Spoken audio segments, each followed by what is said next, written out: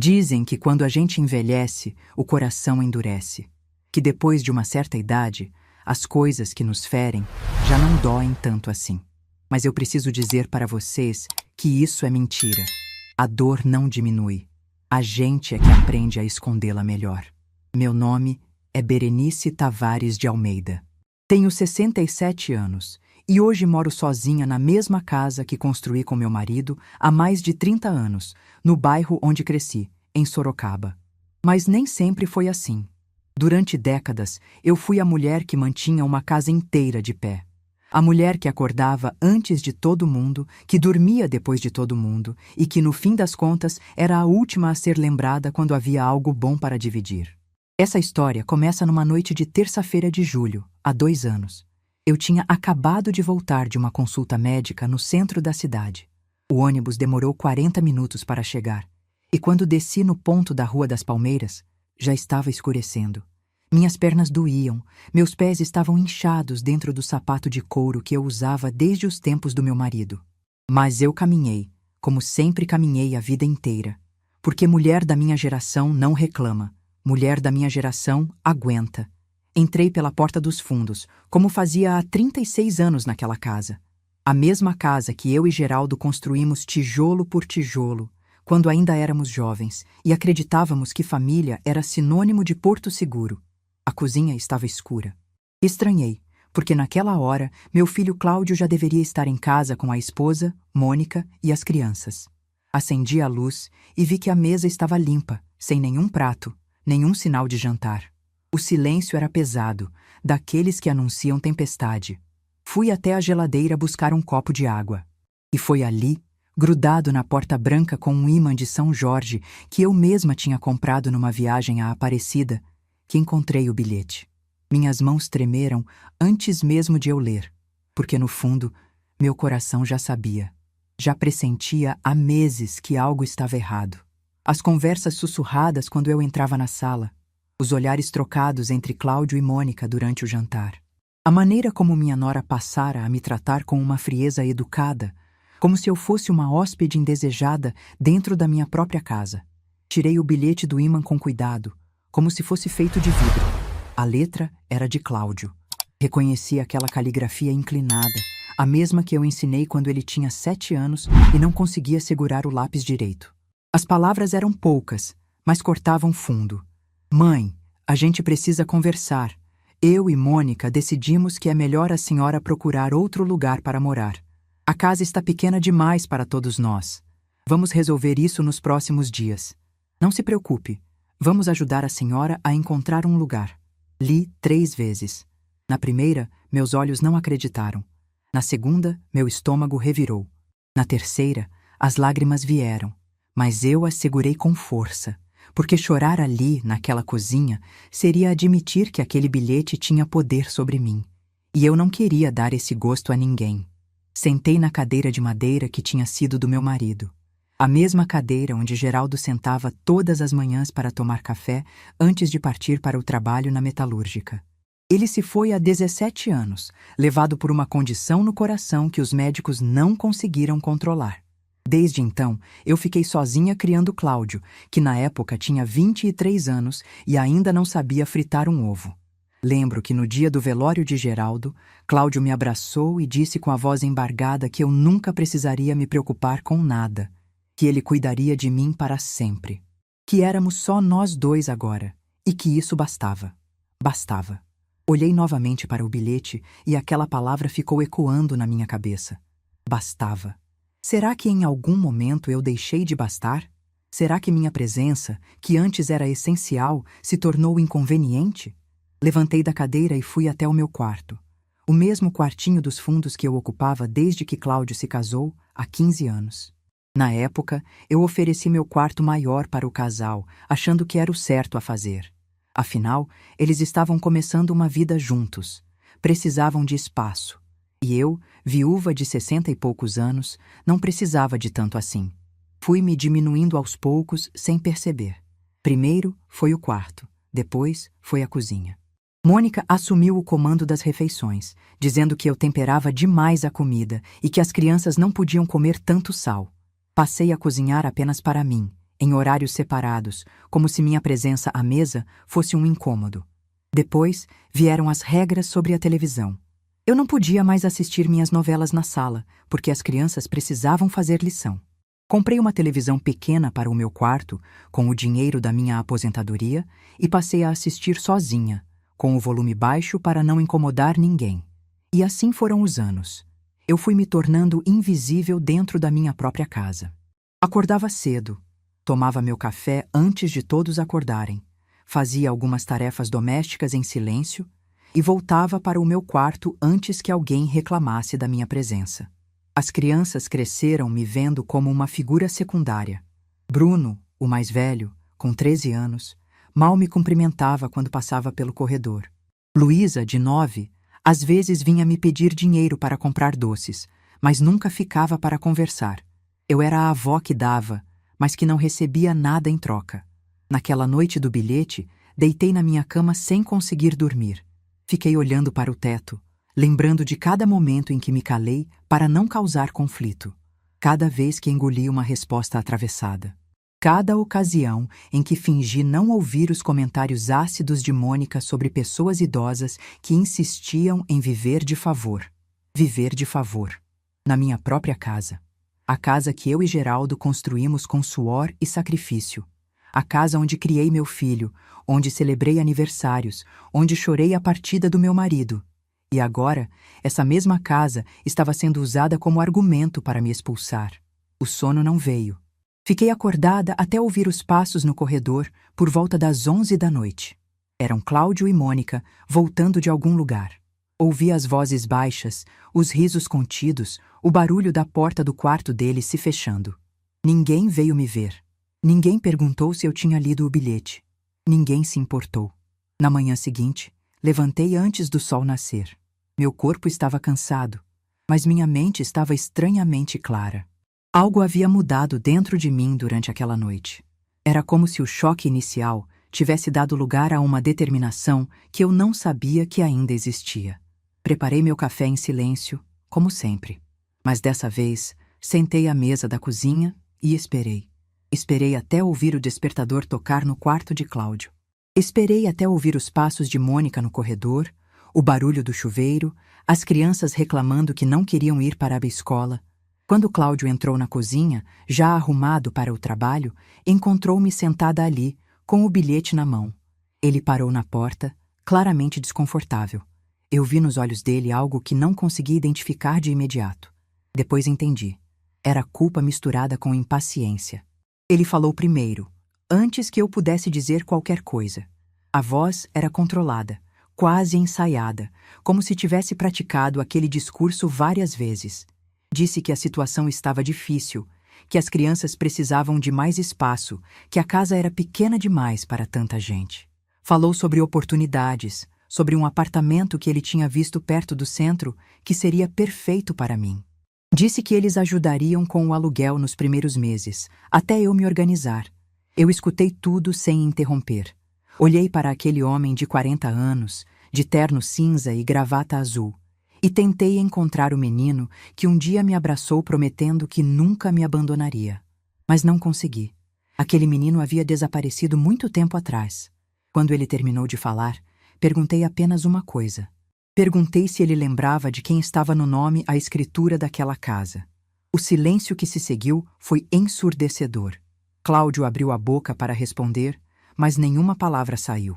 Vi o rosto dele mudar de cor, passando do pálido ao vermelho em questão de segundos. Ele não esperava aquela pergunta. Estava tão acostumado a me ver como uma presença passiva que esqueceu um detalhe fundamental. Aquela casa era minha. Sempre foi minha. E ele nunca se deu ao trabalho de verificar isso.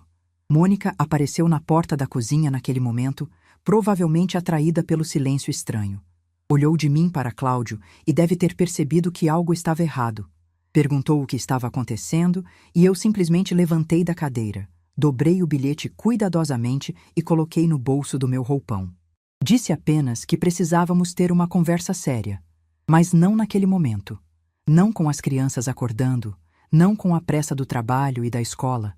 Disse que eles teriam tempo para pensar bem no que haviam feito e que eu também precisava de tempo para decidir o que fazer.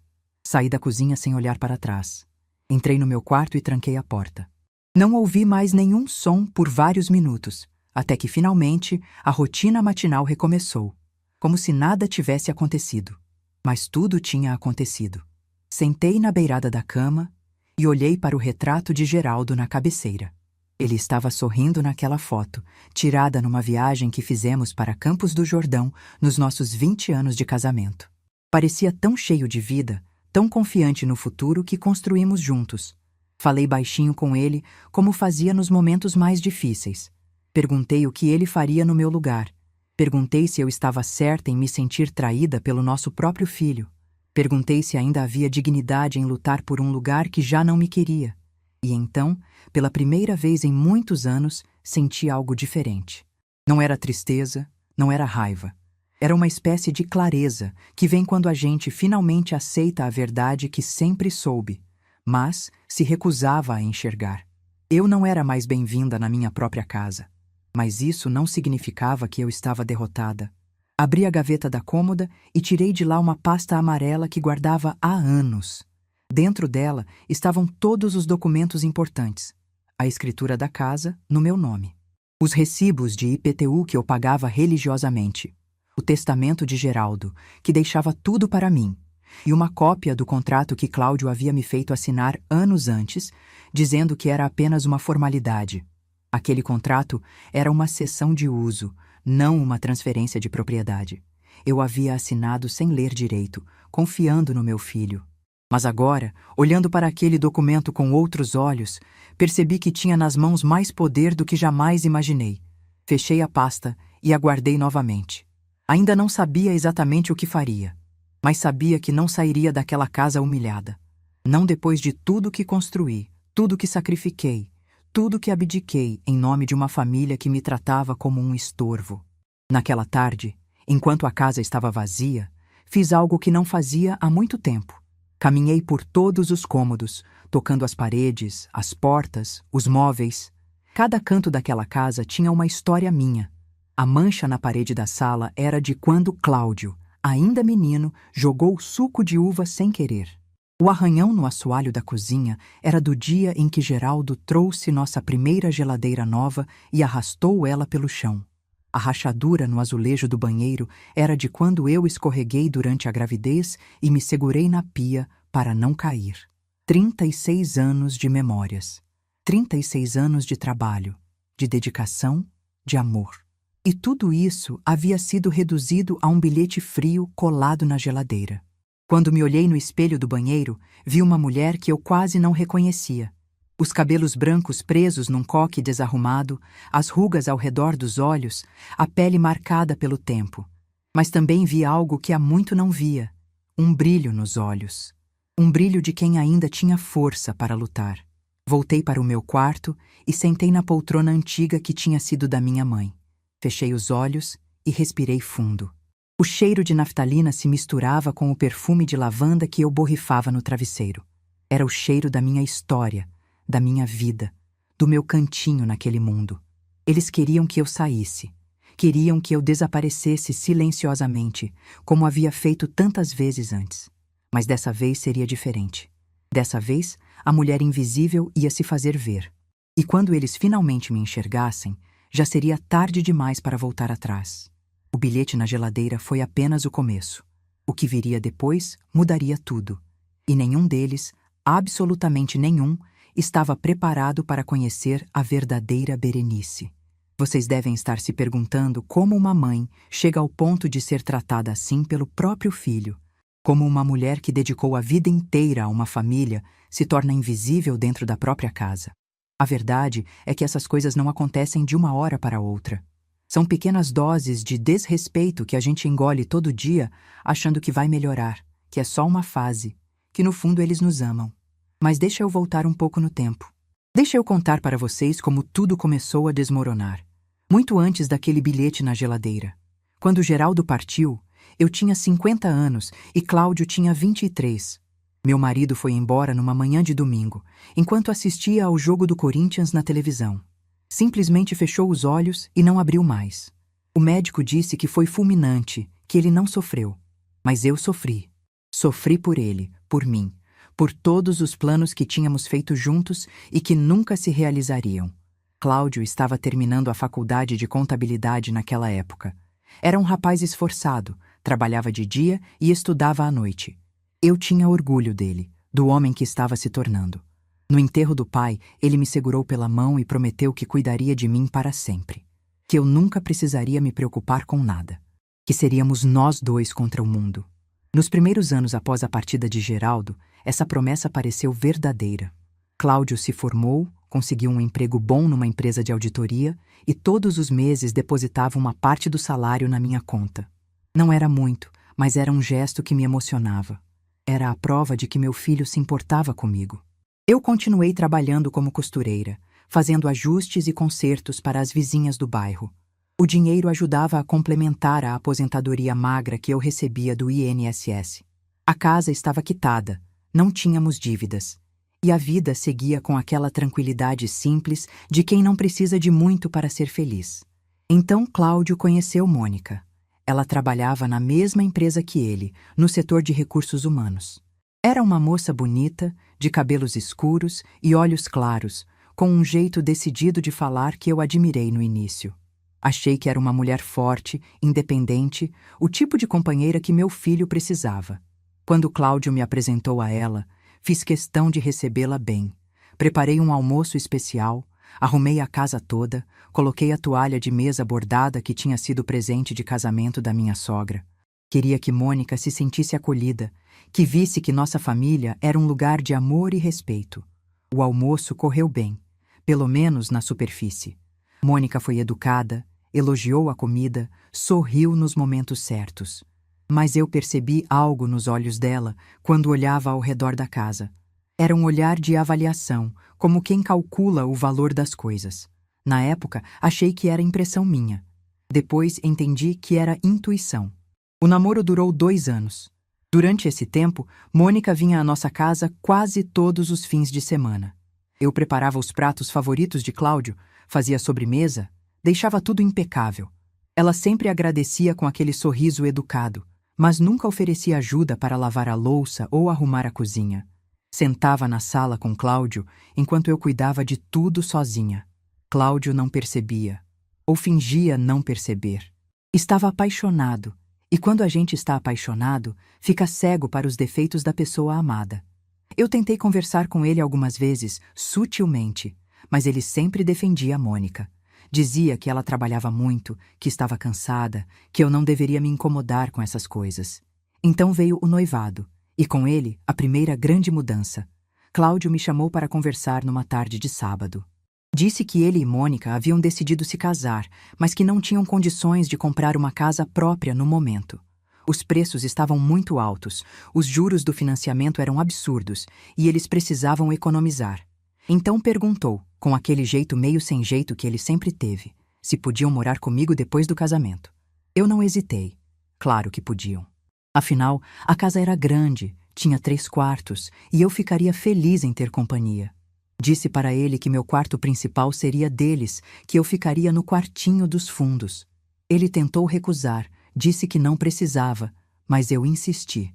Achei que estava fazendo a coisa certa. Achei que estava sendo generosa. Hoje vejo que aquele foi o primeiro passo para me tornar invisível. O casamento foi simples, numa igreja pequena do bairro.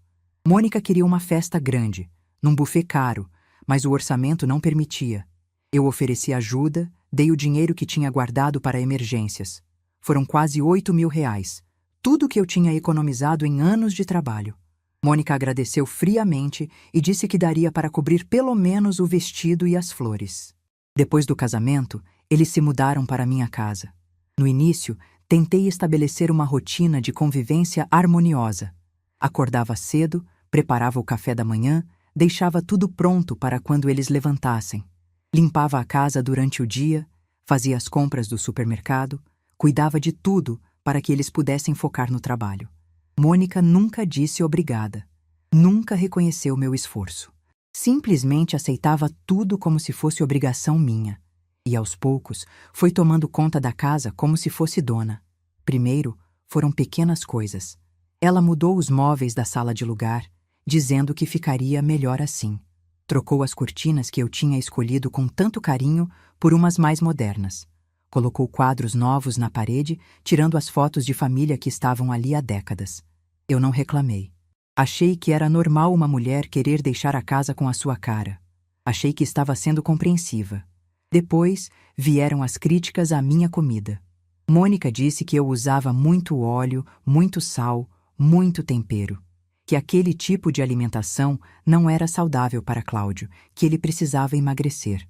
Então, ela assumiu a cozinha, e eu fui gentilmente afastada do fogão. Passei a comer separada em horários diferentes. Preparava minha própria comida no cantinho do fogão quando eles não estavam, como se fosse uma intrusa pedindo licença para usar minha própria cozinha.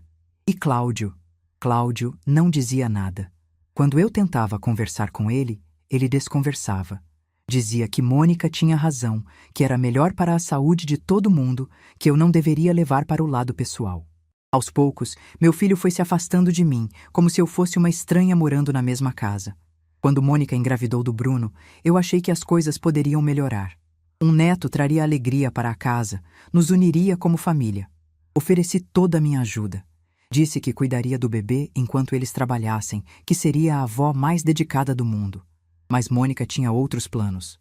Ela disse que preferia contratar uma babá profissional, alguém com experiência e formação. Disse que pessoas mais velhas não tinham reflexos rápidos para cuidar de recém-nascidos, que era arriscado deixar uma criança com alguém da minha idade. Eu tinha 54 anos. Estava saudável, ativa, perfeitamente capaz de cuidar de um bebê. Mas minha opinião não importava. Mônica decidiu, e Cláudio concordou sem questionar. A babá chegou. Uma moça jovem de 20 e poucos anos que passou a ocupar o quarto que antes era o meu escritório de costura. Eu tive que desmontar minha máquina, guardar meus tecidos, abrir mão do meu espaço para dar lugar a uma estranha. E assim foi com cada mudança. Cada vez que eu achava que as coisas não podiam piorar, elas pioravam. Eu ia cedendo espaço, cedendo voz, cedendo dignidade. Até que um dia me dei conta de que ocupava apenas um cantinho daquela casa, como se fosse uma hóspede indesejada, esperando o momento de partir. Quando Bruno completou 3 anos, a babá foi embora, e Mônica decidiu que ele iria para uma escolinha. Mais uma vez, ofereci minha ajuda. Disse que podia buscar meu neto na escola, cuidar dele à tarde, dar lanche, ajudar com as atividades. Mônica disse que não precisava, que a escola oferecia período integral. Eu via meu neto apenas nos fins de semana, e mesmo assim por pouco tempo. Mônica sempre tinha algum programa planejado, algum passeio, alguma atividade que não me incluía. Eu ficava em casa, sozinha, enquanto eles saíam como uma família da qual eu não fazia parte. Com a chegada de Luísa, 4 anos depois, o padrão se repetiu. Outra gravidez, outras ofertas de ajuda recusadas, outro afastamento. Eu era a avó que existia no papel, mas não na prática. As crianças mal me conheciam, mal conversavam comigo, mal sabiam quem eu era além da senhora que morava no quarto dos fundos. E durante todos esses anos, eu paguei as contas da casa. O IPTU, a conta de luz, a água, o gás, tudo saía do meu bolso, da minha aposentadoria, do dinheiro que eu ganhava com as costuras que ainda fazia escondido. Cláudio dizia que contribuía, mas eu nunca vi esse dinheiro. Mônica dizia que eles precisavam economizar para comprar a casa própria. A casa própria que nunca veio porque eles se acostumaram a viver de graça na minha. 17 anos. 17 anos eu vivi assim, me diminuindo, me calando, me apagando. 17 anos acreditando que era o preço a pagar para ter minha família por perto. 17 anos achando que amor significava sacrifício e que sacrifício significava anulação. Mas naquela noite, depois de encontrar o bilhete na geladeira, algo se quebrou dentro de mim. Não foi meu coração. Foi a corrente que me mantinha presa a uma ilusão. A ilusão de que se eu me esforçasse o bastante, se eu fosse boa o bastante, se eu me sacrificasse o bastante, eles finalmente me veriam, me amariam, me respeitariam. Deitada na minha cama, olhando para o teto escuro, eu finalmente entendi a verdade. Eles nunca iriam me respeitar. Não porque eu não merecesse respeito, mas porque eu havia ensinado a eles que meu respeito não era necessário. Eu havia aceitado cada migalha que me ofereciam, e agora eles achavam que podiam me descartar quando bem entendessem. Mas eles estavam enganados. Eles esqueceram que a mulher que se calava, que se diminuía, que aceitava tudo sem reclamar, era também a mulher que havia construído aquela casa com as próprias mãos. A mulher que havia criado um filho sozinha depois de ficar viúva. A mulher que tinha enfrentado a vida com a força que só quem conhece a dor verdadeira consegue ter. Eles quiseram despertar essa mulher, e agora teriam que lidar com as consequências. No dia seguinte, acordei com uma clareza que há muito não sentia. Tomei meu banho, me arrumei com cuidado e saí de casa antes que qualquer um acordasse. Tinha uma visita importante a fazer. Fui até o escritório do Dr. Antônio Figueiredo, um advogado que conhecia há anos, amigo do meu falecido marido. Ele me recebeu com surpresa. Perguntou o que uma senhora como eu fazia tão cedo num escritório de advocacia. Quando contei minha história, vi o rosto dele mudar. A surpresa deu lugar à indignação, e a indignação deu lugar a um sorriso que eu não esperava. Ele disse que eu tinha mais poder do que imaginava, e que estava na hora de usar esse poder. Passei quase 2 horas naquele escritório. Doutor Antônio analisou todos os documentos que eu havia levado. Fez perguntas sobre a situação da casa, sobre o contrato que Cláudio me fizera assinar anos antes. A cada resposta minha, ele anotava algo num bloco de papel amarelo com aquela concentração de quem monta um quebra-cabeça. Quando terminou, ele tirou os óculos, olhou para mim com seriedade e disse algo que nunca vou esquecer. Disse que em todos os anos de profissão, raramente tinha visto um caso tão claro de desrespeito familiar. Mas disse também que a lei estava do meu lado e que eu tinha todas as ferramentas necessárias para recuperar minha dignidade. Saí daquele escritório sentindo algo que havia esquecido que existia. Era esperança, era força. Era a certeza de que eu não estava sozinha e de que minha história ainda não tinha terminado. O caminho de volta para casa foi diferente. Eu olhava para as ruas com outros olhos, como quem acorda de um longo sono e finalmente enxerga o mundo ao redor. As árvores pareciam mais verdes, o céu mais azul, o ar mais leve. Pela primeira vez em anos, eu me sentia viva. Eles queriam me expulsar. Eles achavam que podiam me descartar como um móvel velho que não serve mais. Mas esqueceram de um detalhe importante. A dona da casa ainda era eu. E essa dona estava prestes a cobrar o aluguel atrasado de anos de ingratidão. Nunca vou esquecer o olhar de Cláudio quando o oficial de justiça bateu na porta da minha casa. Era uma manhã de quinta-feira, 3 semanas depois da minha visita ao escritório do Dr. Antônio. Eu estava no meu quarto, fingindo ler uma revista, mas na verdade estava contando os minutos. O Dr. Antônio havia me explicado tudo com paciência. Disse que a primeira etapa seria uma notificação extrajudicial, dando prazo de 90 dias para que Cláudio e Mônica desocupassem o imóvel. Disse que era um procedimento padrão, respeitoso, que dava tempo para eles se organizarem. Disse também que, se não cumprissem, partiríamos para medidas mais sérias. Eu assinei todos os papéis sem hesitar. Minha mão não tremeu, minha voz não falhou. Pela primeira vez em muitos anos, eu estava tomando uma decisão que era só minha, que beneficiava só a mim. Quando ouvi a campainha tocar naquela manhã, meu coração acelerou. Não de medo, mas de expectativa. Ouvi Mônica abrir a porta. Ouvi a voz grave do oficial explicando o motivo da visita. Ouvi o silêncio que se seguiu. E então, ouvi meu nome ser chamado com uma urgência que nunca tinha ouvido antes na voz do meu filho. Saí do quarto devagar, com a calma de quem não tem nada a esconder. Cláudio estava parado no meio da sala, segurando o envelope pardo como se fosse uma bomba prestes a explodir.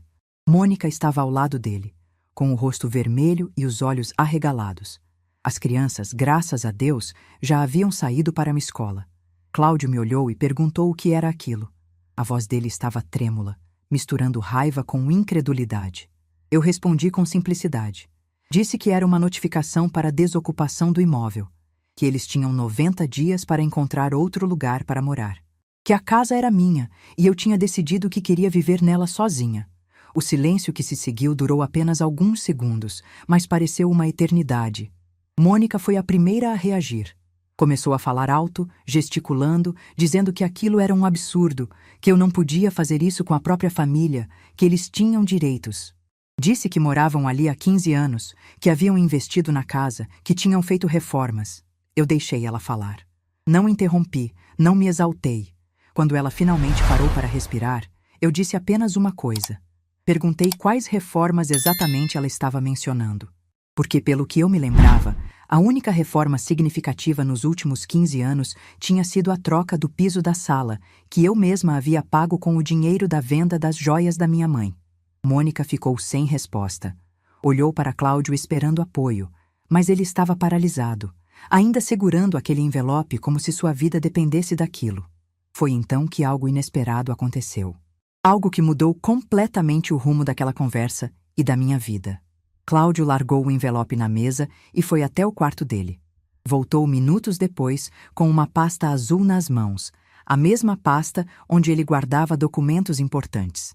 Tirou de lá um papel e colocou na minha frente, com um sorriso que eu não consegui decifrar na hora. Era uma procuração. Uma procuração que eu supostamente tinha assinado 2 anos antes, dando a ele poderes para administrar todos os meus bens, incluindo a casa. A assinatura no final do documento era parecida com a minha, mas eu nunca tinha visto aquele papel antes. Nunca tinha assinado nada daquele tipo. Meu sangue gelou. Olhei para aquela assinatura e senti o chão sumir debaixo dos meus pés. Meu próprio filho havia falsificado minha assinatura. Meu próprio filho havia tentado me roubar sem que eu soubesse. Cláudio continuou sorrindo, achando que tinha virado o jogo. Disse que com aquela procuração, ele tinha autoridade legal sobre a casa, que eu não podia expulsá-los porque ele era, na prática, o administrador do imóvel. Disse que eu deveria ter consultado um advogado de verdade antes de tomar decisões precipitadas. Mas ele não sabia de uma coisa. Ele não sabia que o Dr. Antônio já havia me alertado sobre a possibilidade de existir algum documento fraudulento. Ele não sabia que eu havia registrado, em cartório, uma declaração informando que qualquer procuração em meu nome assinada nos últimos 5 anos era nula e sem efeito. E ele certamente não sabia que a perícia grafotécnica que o Dr. Antônio havia solicitado já estava em andamento. Olhei para meu filho com uma tristeza que ia além das palavras. Não era mais raiva que eu sentia. Era luto. Luto pelo menino que ele tinha sido, pelo homem que eu achava que ele era, pelo filho que eu imaginava ter criado. Aquele homem na minha frente era um estranho.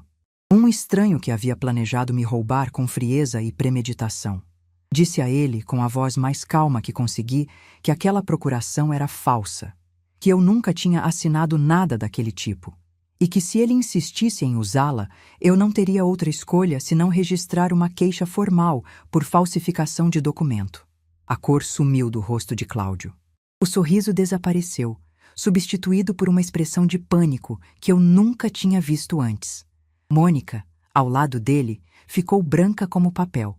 Eles se entreolharam em silêncio, comunicando-se sem palavras, como conspiradores pegos em flagrante. Eu não esperei resposta. Virei as costas e voltei para o meu quarto, trancando a porta atrás de mim. Sentei na cama e deixei as lágrimas virem, finalmente. Não eram lágrimas de fraqueza. Eram lágrimas de libertação, de entendimento, de aceitação de uma verdade que eu havia me recusado a enxergar por tanto tempo. Meu filho não me amava. Talvez nunca tivesse amado. Para ele, eu era apenas um meio para um fim. Uma fonte de recursos, de moradia gratuita, de serviços domésticos. E quando deixei de ser útil, quando comecei a ocupar espaço demais, ele simplesmente decidiu me descartar. Como se descarta um móvel velho que não combina mais com a decoração. Passei o resto do dia no meu quarto. Ouvi discussões abafadas do outro lado da parede, vozes alteradas, portas batendo. Em algum momento, ouvi Mônica chorando e Cláudio tentando acalmá-la. Não senti pena. Não senti culpa. Senti apenas uma paz estranha. A paz de quem finalmente sabe exatamente onde está pisando. No dia seguinte, liguei para o Dr. Antônio e contei sobre a procuração falsa. Ele não pareceu surpreso. Disse que esse tipo de situação era mais comum do que as pessoas imaginavam, especialmente com pessoas idosas. Disse que iríamos adicionar essa informação ao processo e que isso fortaleceria ainda mais minha posição. Perguntei a ele o que aconteceria com Cláudio se ficasse provado que a procuração era falsa. O Dr. Antônio explicou que falsificação de documento era considerada uma situação grave pela lei, que poderia resultar em consequências sérias. Perguntou se eu estava preparada para seguir em frente, sabendo das implicações para meu filho. Fiquei em silêncio por um longo momento. Aquela era a pergunta mais difícil que já haviam me feito. Estava eu disposta a ver meu próprio filho enfrentar a justiça? Estava eu disposta a ir até o fim, mesmo sabendo que isso poderia destruir a vida dele? A resposta veio de um lugar profundo dentro de mim. Um lugar que eu não sabia que existia até aquele momento. Disse ao Dr. Antônio que sim, estava preparada. Que se meu filho havia escolhido me tratar como inimiga, eu não tinha obrigação de protegê-lo das consequências de suas próprias escolhas. Que minha função como mãe não incluía ser cúmplice de fraude. Quando desliguei o telefone, senti que havia cruzado uma linha da qual não havia retorno. Não era mais sobre a casa, não era mais sobre dinheiro, não era mais sobre quem tinha razão. Era sobre dignidade. Era sobre me recusar a ser vítima de quem deveria me proteger. Nos dias que se seguiram, a atmosfera na casa ficou irrespirável. Cláudio e Mônica mal me dirigiam a palavra. Quando nos cruzávamos no corredor, eles desviavam o olhar. As refeições, que antes eu fazia sozinha por exclusão, agora eu fazia sozinha por escolha. Não queria mais sentar à mesa com pessoas que haviam tentado me roubar. Bruno e Luísa perceberam que algo estava errado. Crianças sempre percebem, mesmo quando os adultos tentam esconder. Bruno me perguntou uma noite por que eu não jantava mais com eles. Olhei para aquele menino de 13 anos, tão parecido com o pai, e senti uma pontada no coração. Disse apenas que a vovó estava com algumas coisas para resolver, mas que tudo ficaria bem. Ele não pareceu convencido. Ficou me olhando com aqueles olhos castanhos, os mesmos olhos do meu Geraldo. E por um momento, eu quase fraquejei. Quase desisti de tudo. Quase decidi engolir mais essa humilhação para manter a paz. Mas então, lembrei do bilhete na geladeira. Lembrei da procuração falsa. Lembrei de todos os anos sendo tratada como invisível. E a vontade de fraquejar passou tão rápido quanto veio. Uma semana depois do confronto, recebi uma ligação inesperada. Era a mãe de Mônica, Dona Jurema, uma senhora que eu havia encontrado poucas vezes ao longo dos anos. Ela queria conversar comigo, pessoalmente, sem que Mônica soubesse. Aceitei o encontro mais por curiosidade do que por qualquer outra coisa. Marcamos num café perto da Praça Central, num horário em que Mônica estaria no trabalho. Quando cheguei, Dona Jurema já estava lá, sentada numa mesa do fundo, com uma expressão preocupada no rosto. O que ela me contou naquela tarde mudou tudo o que eu pensava saber sobre meu filho e minha nora. Dona Jurema começou pedindo desculpas. Disse que deveria ter me procurado antes, mas que tinha medo da reação de Mônica. Disse que sua filha sempre foi ambiciosa, sempre quis ter mais do que tinha, e que Cláudio havia sido visto por ela como um caminho para conseguir isso. Mas não foi isso que me chocou. O que me chocou foi o que veio depois. Dona Jurema me contou que Mônica e Cláudio haviam comprado um apartamento há 3 anos. Um apartamento no nome dos dois, financiado, num bairro nobre da cidade. O apartamento que eles diziam estar economizando para comprar já existia. Já era deles.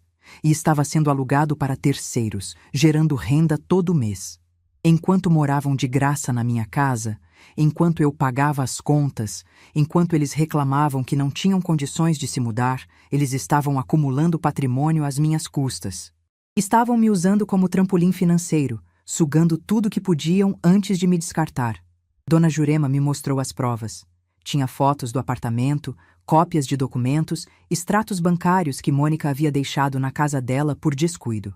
Ela guardou tudo, esperando o momento certo para revelar. Olhei para aquela mulher, para aquela mãe que estava denunciando a própria filha, e perguntei por quê. Por que ela estava fazendo aquilo? Por que estava traindo a confiança de Mônica? A resposta dela ficou gravada na minha memória. Ela disse que não estava traindo Mônica. Estava tentando salvá-la de si mesma. Disse que Mônica havia se transformado em alguém que ela não reconhecia, alguém ganancioso, manipulador, capaz de destruir uma família inteira por dinheiro, e que se alguém não parasse isso, as consequências seriam terríveis para todos. Voltei para casa naquela tarde com a pasta de documentos que Dona Jurema me entregou. Minha mente estava em turbilhão, processando tudo que havia descoberto: o apartamento, o aluguel, as mentiras. Anos e anos de mentiras, construídas sobre minha boa-fé, sobre minha ingenuidade, sobre meu amor de mãe. Quando entrei no meu quarto e tranquei a porta, olhei novamente para o retrato de Geraldo. Falei com ele em silêncio, contando tudo o que havia descoberto. Perguntei se ele estava me vendo, se estava orgulhoso ou decepcionado. Perguntei se eu estava fazendo a coisa certa. E então, pela primeira vez desde que tudo começou, senti que ele respondia. Não com palavras, mas com uma sensação. Uma sensação de paz, de aprovação, de amor. Como se ele estivesse dizendo que estava na hora de parar de ser a vítima, na hora de recuperar minha vida. Guardei a pasta junto com os outros documentos e me preparei para dormir. No dia seguinte, teria uma longa conversa com o Dr. Antônio. E dessa vez eu teria todas as cartas na mão. Eles quiseram me transformar em uma velha indefesa, fácil de manipular, fácil de descartar. Mas esqueceram de uma coisa: eu havia sobrevivido a coisas piores. Havia sobrevivido à perda do amor da minha vida, à solidão, ao abandono emocional. E se havia sobrevivido a tudo isso, certamente sobreviveria a eles. A diferença era que agora eu não estava apenas sobrevivendo, estava lutando. E essa luta estava apenas começando. Existem momentos na vida em que a gente precisa escolher entre a paz dos outros e a própria dignidade. Durante 65 anos, eu sempre escolhi a paz dos outros. Sempre engoli minhas vontades, minhas dores, minhas necessidades, para que as pessoas ao meu redor pudessem viver confortáveis. Mas naquela semana, pela primeira vez, eu escolhi a mim mesma. O encontro com o doutor Antônio aconteceu numa manhã de segunda-feira. Cheguei ao escritório dele com a pasta que Dona Jurema havia me entregado, sentindo o peso daqueles documentos como se carregasse pedras. Ele me recebeu com aquele olhar sério de quem já sabe que as notícias não são boas, mas que está pronto para enfrentar o que vier. Coloquei tudo na mesa dele: as fotos do apartamento, os extratos bancários, os comprovantes de aluguel. Expliquei como havia conseguido aquelas informações. Contei sobre o encontro com Dona Jurema, sobre a revelação que ela fez. O doutor Antônio foi examinando cada documento em silêncio, a expressão no rosto dele ficando cada vez mais grave. Quando terminou de analisar tudo, ele tirou os óculos e me olhou diretamente nos olhos. Disse que a situação era ainda mais séria do que imaginávamos. Que além da procuração falsa, agora tínhamos evidências de que Cláudio e Mônica haviam mentido deliberadamente sobre sua situação financeira para continuar morando na minha casa sem pagar nada. Que isso poderia configurar outros problemas legais, além da falsificação. Perguntei a ele o que isso significava na prática. Ele explicou que, com essas provas, eu tinha base para não apenas recuperar minha casa, mas também para buscar ressarcimento por todos os anos em que sustentei uma família que tinha condições de se manter sozinha. Disse que os valores poderiam ser significativos, considerando o tempo de moradia gratuita, as contas que eu paguei, os recursos que foram desviados às minhas custas. Fiquei em silêncio por um longo momento, processando aquelas informações. Não era sobre dinheiro. Nunca foi sobre dinheiro. Era sobre justiça. Era sobre fazer meu filho entender que ações têm consequências, que não se pode passar a vida inteira usando as pessoas e esperar sair ileso. Disse ao Dr. Antônio que queria seguir em frente com tudo. Com a desocupação da casa, com a questão da procuração falsa, com o pedido de ressarcimento. Disse que estava cansada de ser tratada como alguém sem valor e que se meu próprio filho não me respeitava, pelo menos a lei iria me dar o respeito que eu merecia. Ele assentiu com a cabeça e começou a preparar os documentos necessários. Enquanto ele trabalhava, eu olhava pela janela do escritório, vendo a cidade se mover lá embaixo. Pessoas indo e vindo, cada uma com suas próprias histórias, suas próprias dores, suas próprias batalhas. Me perguntei quantas delas estavam passando pelo que eu estava passando. Quantas mães estavam sendo traídas pelos próprios filhos naquele exato momento? Saí do escritório com uma sensação estranha no peito. Não era alegria, não era tristeza, era determinação. Uma determinação fria, calculada, que eu não sabia que era capaz de sentir. A menina que um dia sonhou com uma família feliz havia desaparecido. No lugar dela estava uma mulher que finalmente havia aprendido a se defender. Quando cheguei em casa naquela tarde, encontrei uma cena que não esperava. Cláudio estava sentado na sala, sozinho, com a cabeça entre as mãos. Mônica não estava em lugar nenhum. As crianças ainda não haviam voltado da escola. Ele levantou os olhos quando me ouviu entrar, e o que vi ali me surpreendeu. Eram lágrimas. Meu filho estava chorando. Por um momento, meu coração de mãe vacilou. Aquele era o menino que eu havia embalado para dormir, que eu havia ensinado a andar, que eu havia consolado em cada dificuldade da vida. Ver ele chorando despertou um instinto antigo, um instinto de proteção que eu achava que havia desaparecido. Mas então, ele começou a falar. E cada palavra que saiu da boca dele destruiu qualquer vestígio de compaixão que eu ainda pudesse sentir.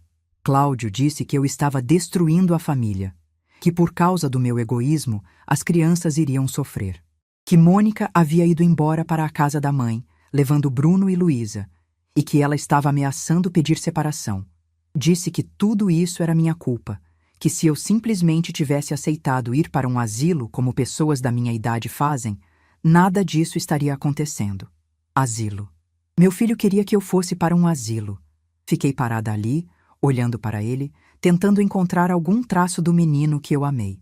Mas não havia nada.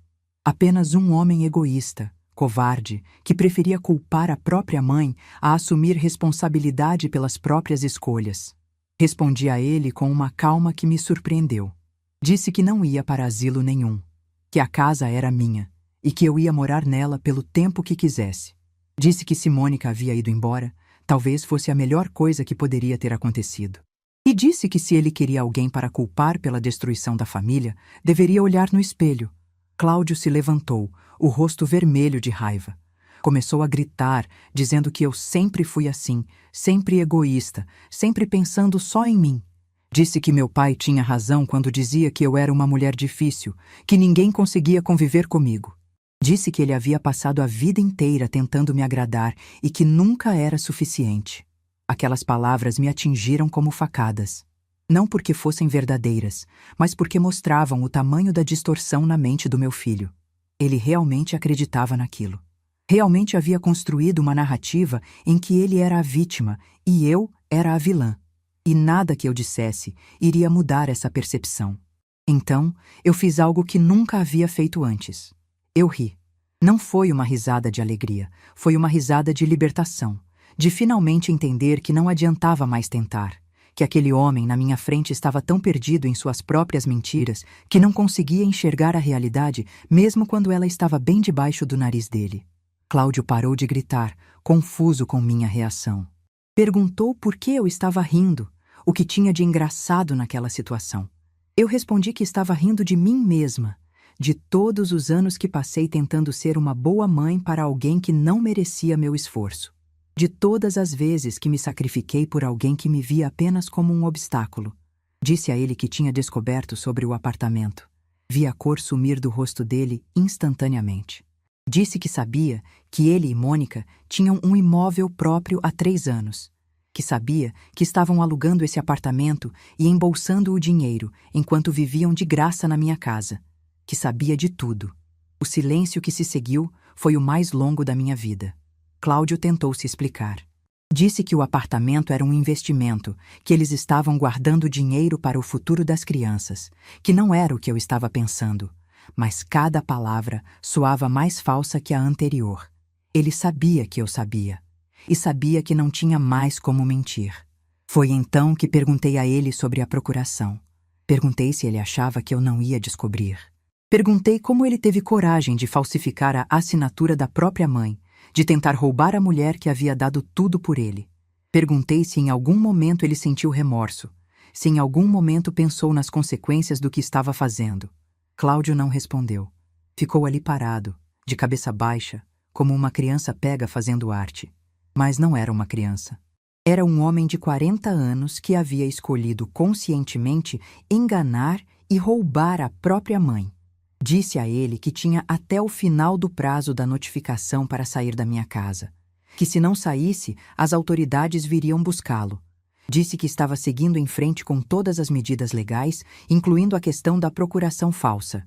E disse que, a partir daquele momento, ele não era mais bem-vindo na minha vida. As palavras saíram da minha boca com uma firmeza que eu não sabia que tinha. Não gritei, não chorei, não implorei. Simplesmente comuniquei minha decisão como quem comunica um fato. O céu é azul, a água é molhada e meu filho não faz mais parte da minha vida. Cláudio tentou argumentar. Disse que eu não podia fazer isso, que ele era meu filho, que família era para sempre. Mas eu já estava caminhando em direção ao meu quarto. Não tinha mais nada a dizer. Não tinha mais energia para desperdiçar com alguém que claramente não merecia. Tranquei a porta do quarto e sentei na cama, esperando ouvir passos, gritos, qualquer reação. Mas o que ouvi foi silêncio. E depois, o barulho da porta da frente se fechando. Cláudio havia ido embora. Fiquei sozinha naquela casa pela primeira vez em 15 anos. O silêncio era diferente de todos os silêncios que eu havia experimentado antes. Não era o silêncio de quem está sendo ignorada. Era o silêncio de quem finalmente tem paz.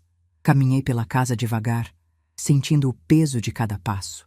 Fui até a cozinha, abri a geladeira, olhei para o lugar onde aquele bilhete havia estado pregado semanas antes. O ímã de São Jorge ainda estava ali, mas agora não segurava mais nenhuma sentença de abandono. Estava vazio, limpo, pronto para um novo começo. Preparei um chá de camomila e sentei na varanda dos fundos, olhando para o quintal que Geraldo e eu havíamos planejado juntos há tantos anos. O limoeiro que ele plantou quando Cláudio nasceu ainda estava ali, dando frutos todos os anos. As roseiras que minha mãe havia me dado ainda floriam toda a primavera. A vida continuava, indiferente às tragédias humanas. Pensei em Geraldo, em como ele reagiria se soubesse o que nosso filho havia se tornado. Ele sempre foi um homem de poucas palavras, mas de ações firmes. Provavelmente teria expulsado Cláudio muito antes. Provavelmente não teria tolerado nem metade do que eu tolerei. Mas Geraldo não estava mais ali, e eu havia precisado aprender sozinha a ser forte. Naquela noite, dormi melhor do que havia dormido em anos. Não tinha mais ninguém para me preocupar, ninguém para agradar, ninguém para temer desapontar. Era só eu, minha casa, minha paz. Nos dias seguintes, Mônica tentou entrar em contato. Mandou mensagens, deixou recados, apareceu na porta pedindo para conversar. Eu não respondi, não atendi, não abri. Não tinha mais nada a dizer para ela. O tempo das conversas havia passado. Agora era tempo de ação. Dr. Antônio me ligou para informar que o processo estava andando. A perícia grafotécnica havia confirmado que a assinatura na procuração era falsa. Cláudio havia sido oficialmente notificado sobre as acusações. O cerco estava se fechando. Perguntei ao advogado quanto tempo demoraria para tudo se resolver. Ele disse que processos judiciais eram lentos, que poderia levar meses ou até anos. Mas disse também que, independente do tempo, a verdade estava do meu lado, e que mais cedo ou mais tarde a justiça seria feita. Desliguei o telefone e olhei para o retrato de Geraldo na cabeceira da minha cama. Contei a ele as novidades, como fazia todas as noites. Disse que estava sendo mais forte do que jamais imaginei que poderia ser. Disse que finalmente havia entendido que amor próprio não era egoísmo, era sobrevivência. O prazo de 90 dias estava correndo. Em menos de 2 meses, minha casa seria oficialmente só minha novamente. E pela primeira vez, desde que tudo começou, eu conseguia imaginar um futuro. Um futuro sem Cláudio, sem Mônica, sem a sombra constante de pessoas que me faziam sentir invisível. Era um futuro solitário, talvez. Mas era um futuro digno. E dignidade eu havia aprendido da forma mais difícil. Valia mais do que qualquer companhia. A mulher que encontrou aquele bilhete na geladeira há algumas semanas não existia mais. No lugar dela, havia surgido alguém que eu mal reconhecia. Alguém que não tinha medo de dizer não, que não tinha medo de exigir respeito, que não tinha medo de ficar sozinha se fosse necessário. E essa mulher estava apenas começando a descobrir do que era capaz. 6 meses se passaram desde aquele confronto na sala. 6 meses que pareceram uma vida inteira, mas que também voaram como um sopro. Hoje, enquanto conto essa história para vocês, estou sentada na varanda da minha casa, a mesma casa onde vivi tantos anos de invisibilidade, mas que agora finalmente é só minha. O prazo de 90 dias terminou sem que Cláudio aparecesse para buscar o resto das coisas dele. Mandei tudo para a casa de Dona Jurema, onde Mônica havia se instalado com as crianças. Encaixotei roupas, sapatos, brinquedos, documentos, tudo o que pertencia àquela família que um dia foi minha. Não guardei nada que me lembrasse daqueles anos de humilhação. A única coisa que hesitei antes de embalar foi um álbum de fotos da infância de Cláudio. Fiquei um tempo olhando para aquelas imagens, para o menino sorridente que um dia foi meu mundo inteiro. Havia fotos do primeiro aniversário dele, do primeiro dia de aula, da formatura do colégio. Em todas, eu estava ali ao lado, com aquele sorriso de mãe orgulhosa que agora parecia pertencer a outra pessoa. No final, decidi ficar com o álbum. Não por apego ao homem que Cláudio se tornou, mas por respeito à mulher que eu fui. Aquelas fotos eram prova de que eu havia tentado, de que havia dado o meu melhor, de que meu fracasso como mãe não foi por falta de amor ou dedicação. Algumas batalhas simplesmente não podem ser vencidas, não importa quanto a gente se esforce. O processo judicial seguiu seu curso como o Dr. Antônio havia previsto. A questão da procuração falsa resultou em consequências sérias para Cláudio. Ele teve que responder formalmente perante a justiça, e embora eu pudesse ter pedido medidas mais duras, optei por não fazer isso. Não por ele, mas por mim. Eu não queria carregar o peso de ter destruído completamente a vida do meu filho. Queria apenas que ele entendesse que ações têm consequências. O pedido de ressarcimento foi parcialmente atendido. Cláudio e Mônica foram obrigados a me pagar uma quantia referente aos anos de moradia gratuita e as contas que eu havia arcado sozinha. Não foi uma fortuna, considerando tudo que eles haviam me tirado, mas foi simbólico. Foi o reconhecimento oficial de que eu tinha razão, de que havia sido explorada, de que minha indignação era legítima. Com esse dinheiro e com minhas economias, fiz algo que nunca tinha imaginado fazer. Reformei a casa inteira. Pintei as paredes de cores que eu escolhi, tons de azul claro e amarelo suave que deixavam os cômodos mais alegres. Troquei os móveis que carregavam memórias ruins, comprei uma poltrona nova para a sala, cortinas que deixavam a luz do sol entrar. Transformei o quarto que era de Cláudio e Mônica num ateliê de costura, com prateleiras cheias de tecidos coloridos e uma mesa grande para cortar moldes. Finalmente tinha um espaço só meu para fazer o que amava, sem precisar me esconder, sem precisar pedir licença a ninguém. O quartinho dos fundos, onde passei 15 anos me sentindo uma intrusa na própria casa, virou um depósito para materiais de costura. Agora eu ocupava o quarto principal, dormia na cama grande que tinha sido minha antes de ceder para o casal, acordava com o sol entrando pela janela que dava para o quintal. Cada manhã era uma pequena vitória. Dona Márcia, minha vizinha de tantos anos, foi a primeira pessoa a ver a casa reformada. Ela entrou de boca aberta, olhando para tudo com admiração. Disse que parecia outra casa, que parecia ter vida novamente. E tinha razão. Aquelas paredes que antes me sufocavam agora me acolhiam. Era como se a própria casa tivesse renascido junto comigo. Voltei a dar aulas de costura para as moças do bairro. 3 vezes por semana, meu ateliê se enchia de mulheres de todas as idades querendo aprender a arte que minha mãe me ensinou há tantas décadas. Eu ensinava pontos, cortes, acabamentos, mas também ensinava outras coisas. Ensinava que nunca é tarde para recomeçar, que a vida não acaba aos 60 nem aos 70, que enquanto a gente tiver vontade de viver, sempre haverá tempo para ser feliz. Algumas das minhas alunas tinham histórias parecidas com a minha. Filhos ingratos, famílias que as abandonaram, solidões que pareciam eternas. Nas pausas para o café, compartilhávamos nossas dores e nossas vitórias. Formamos uma espécie de irmandade, um grupo de mulheres que entendiam que a solidão escolhida era infinitamente melhor que a companhia que nos diminuía. Dona Jurema me procurou alguns meses depois de tudo ter se resolvido. Veio pedir desculpas novamente, dessa vez pelo comportamento de Mônica após a separação.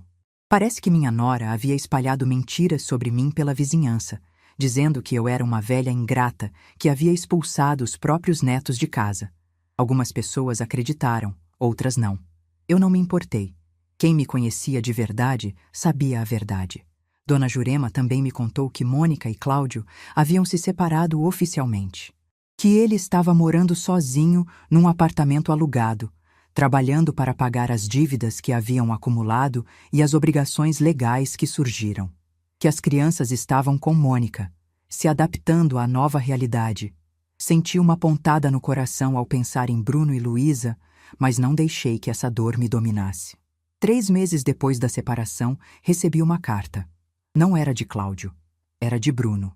Meu neto de 13 anos havia escrito para mim, com aquela letra de adolescente meio torta, contando que sentia minha falta. Dizia que não entendia direito o que tinha acontecido entre os adultos, mas que lembrava de quando eu fazia bolo de laranja para ele. Perguntava se podia me visitar algum dia. Li aquela carta sentada na minha varanda, com lágrimas escorrendo pelo rosto. Não eram lágrimas de tristeza. Eram lágrimas de esperança, de perceber que talvez, apenas talvez, ainda houvesse algo para salvar daqueles anos todos. Respondi a carta no mesmo dia.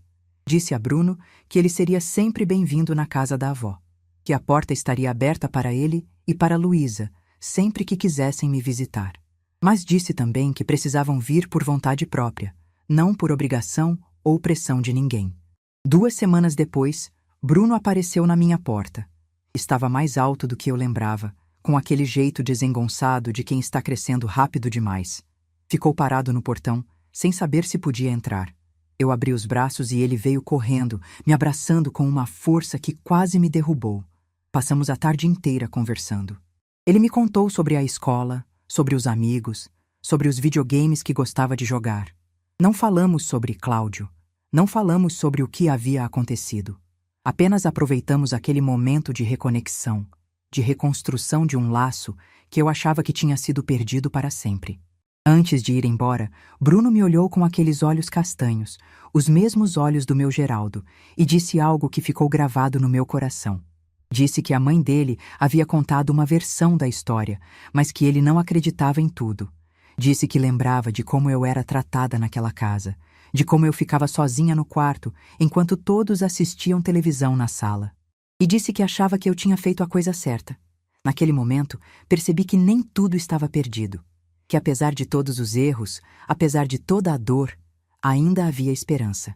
Não com Cláudio, talvez nunca mais com ele, mas com meus netos, com a próxima geração, ainda havia chance de construir algo diferente. Luísa veio me visitar algumas semanas depois, trazida por Bruno. Ela estava mais tímida, mais desconfiada. Afinal, tinha apenas 9 anos e provavelmente havia ouvido muitas coisas sobre mim. Mas aos poucos foi se soltando, foi lembrando da avó que fazia bonecas de pano, que contava histórias antes de dormir, que sempre tinha um doce escondido na gaveta. Hoje, 6 meses depois de tudo, posso dizer que encontrei uma paz que não sabia que existia. Bruno e Luísa me visitam regularmente, sempre nos fins de semana. Construímos uma relação nova, baseada em respeito e carinho genuíno, não em obrigação ou conveniência. Cláudio nunca mais me procurou. Soube por Dona Jurema que ele havia mudado de cidade, que estava recomeçando a vida em outro lugar. Não senti raiva, não senti alívio. Senti apenas uma tristeza antiga, a tristeza de uma mãe que perdeu o filho não para a distância, mas para as escolhas que ele fez. Às vezes, nas noites mais silenciosas, ainda penso nele. Penso no menino que um dia me abraçou prometendo que nunca me abandonaria. Penso em onde foi que eu errei. Em que momento aquele menino se transformou no homem que tentou me roubar. Mas não encontro respostas, e talvez nunca encontre. Algumas perguntas não têm resposta. Algumas dores não têm explicação. O que sei é que fiz o que precisava fazer. Que escolhi a mim mesma quando ninguém mais estava me escolhendo. Que recuperei minha dignidade quando tentaram me tirar tudo. E que, apesar de toda a dor, apesar de toda a perda, estou mais feliz agora do que estive em muitos anos. Minha casa está cheia de vida novamente. As alunas de costura trazem alegria e movimento. Os netos trazem risadas e bagunça. Dona Márcia aparece para tomar café quase todos os dias. Não estou sozinha. Nunca estive, na verdade. Apenas precisei abrir os olhos para ver quem realmente se importava comigo. Outro dia, uma das minhas alunas me perguntou como eu havia conseguido superar tudo aquilo. Como havia encontrado forças para enfrentar meu próprio filho, para tomar decisões tão difíceis, para recomeçar aos 65 anos? Pensei por um momento antes de responder. Disse a ela que não foi força, foi necessidade. Quando a gente é empurrada contra a parede, quando não resta mais nenhuma opção, a gente descobre do que é capaz.